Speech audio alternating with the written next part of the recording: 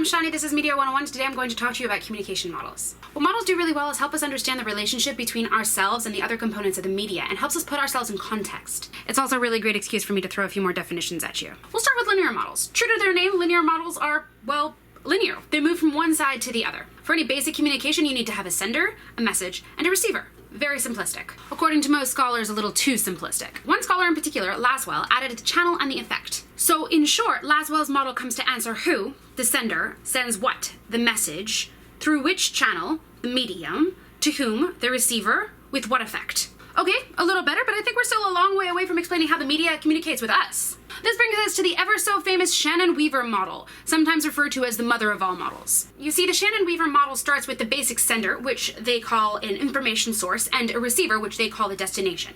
And in between, they have a transmitter, a channel, and a receiver. What they argue, though, is that the message the transmitter sends through the channel is not the same message that the receiver received. And this is because of noise.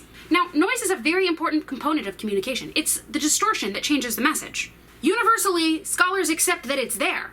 The question just is where. According to the Shannon-Weaver model, the source of the noise is the channel. A little too deterministic for my taste, but that's what it is. The other very important concepts the Shannon-Weaver model introduced are the transmitter and the receiver. In later models, these are better known as the encoder and decoder. Like noise, encoding and decoding are essential to our understanding of communication. You see, at this very moment, I have a thought in my head that I'm trying to convey to you. How am I doing that? Forget YouTube and cameras and editing. I'm using words, but it is my choice of words and your understanding of those words that are influencing the message along the way. When I am speaking, I am essentially encoding the thoughts and ideas that are in my head into words. And in order for there to be understanding on your part, you have to decode those words into your thoughts and ideas. Minus telepathy, it's pretty much our best shot, but you see where there's room for noise. So when it comes to understanding our interactions with the media, this is actually a very helpful model. Let's say there's a nonprofit out there trying to get the word out on domestic abuse. So that nonprofit can encode their message and then send it through the channel of their choice, where the audience, the receiver, can decode and understand the message. Now, the Shannon-Weaver model is the best model we have to describe mass media communication. But what it fails to take into account is feedback. Despite popular belief, the media has never been a one-way street. Newspapers always had letters to the editors, radio and TV always had call-ins.